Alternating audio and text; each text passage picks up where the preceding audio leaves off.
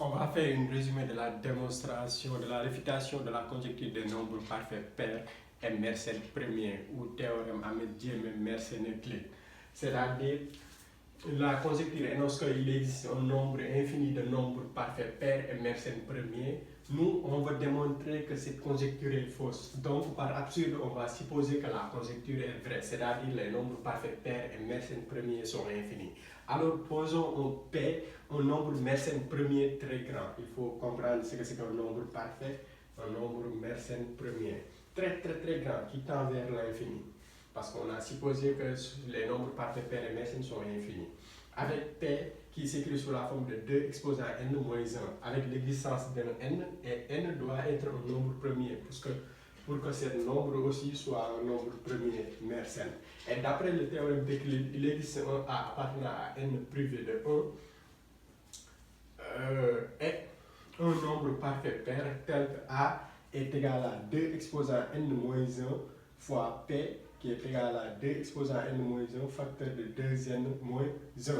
Et comme P est un nombre premier, et donc A n'a que 2 diviseurs premiers, d'où les seuls diviseurs de A sont 2 exposant n moins 2 P, 2 exposant n moins 3 P, etc. jusqu'à P, 2 exposant n moins 1, 2 exposant n moins 2 jusqu'à 1 sont les seuls diviseurs de A, parce que A n'a que 2 diviseurs premiers, 2 et P. Et si on regarde, d'après la définition d'un nombre parfait pair, alors A est égal à la somme de tous ses diviseurs stricts, alors A est égal à 2 exposant n moins 2 P plus 2 exposant n moins 3 P jusqu'à P plus 2 exposant n moins 1 jusqu'à 1. Mais on sait que 2 exposant n moins 2 P jusqu'à P est égal à la somme, peut être écrit à la somme sigma des 2 exposants n x P, x allant de 0 jusqu'à n moins 2.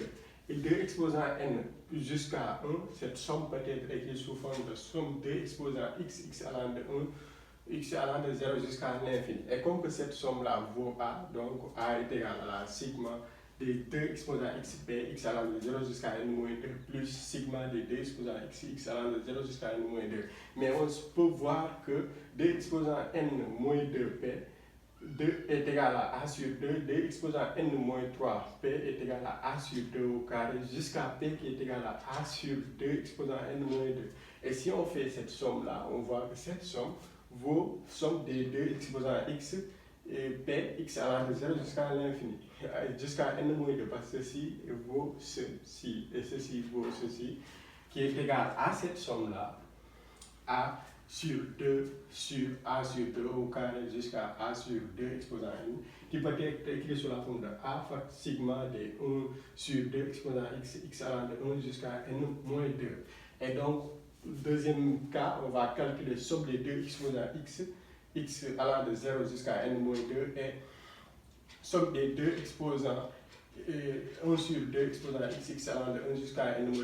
Et comme on fait le résumé, rapidement je vais calculer. Ceci est une suite géométrique, les deux sont des suites géométriques, on a les formules générales pour calculer les suites géométriques. Ceci va donner, suivant le calcul, 2 exposants n-1 qui est égal à p, et ceci va donner 1 moins 1 sur 2 exposant n-1.